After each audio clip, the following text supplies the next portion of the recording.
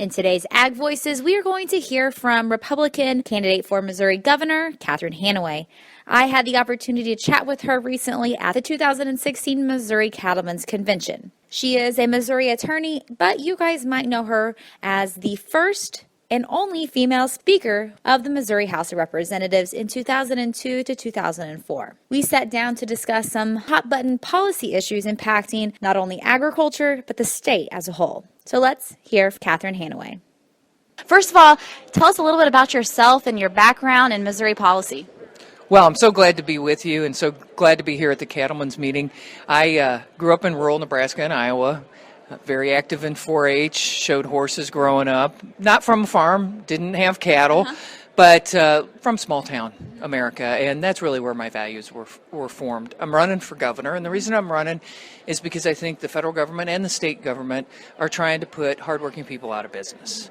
And they're doing it with things like the Waters of the U.S., the clean air policy, and just regulation after regulation. And while the governor can't undo all the federal stuff, the governor can make sure that the Missouri Department of Natural Resources isn't just an enforcement agency for those regulations put down by the federal government. Well, you already hit on one of the biggest topics for the last couple of years our industry has faced, and that's WOTUS and fighting the overreach by federal government when it comes to our state policies. Hit on that and what you feel might be the answer to Missouri's WOTUS issue.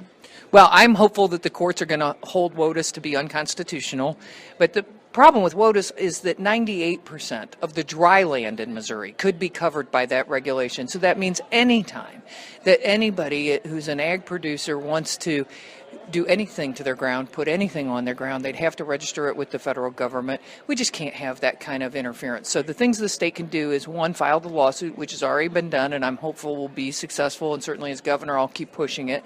And the second thing is just to flat out refuse to enforce it.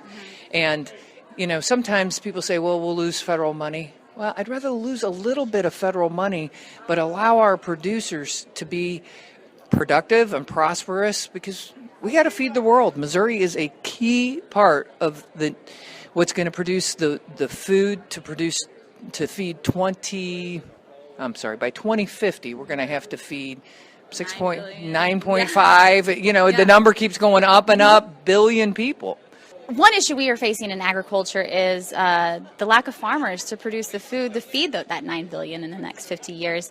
When it comes to initiatives across the state to bring either new farmers back to, or young people back to the farm, but also encourage people to go into farming, what do you feel as a state legislator can do to help entice those programs for young people?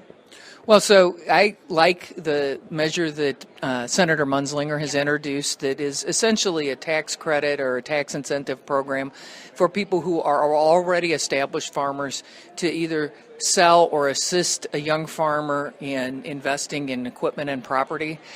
We've got investments that we make today as venture capital as a state in small businesses of other kinds. I think we need to be doing the same thing for agriculture.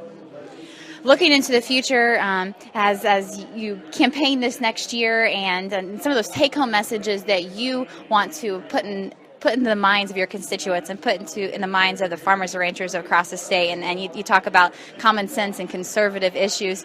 So what's a take-home message for them and really at the heart of what you want for them in the future? I'll always stand up for Missouri, whether it's standing up against the federal government, standing up for the right to life and protecting the unborn, standing up for Second Amendment rights.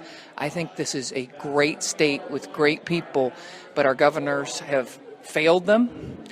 And it's an economy that's shrinking, a population that's shrinking, what happened at Ferguson, the riots at the University of Missouri. So I'll also stand up for law and order.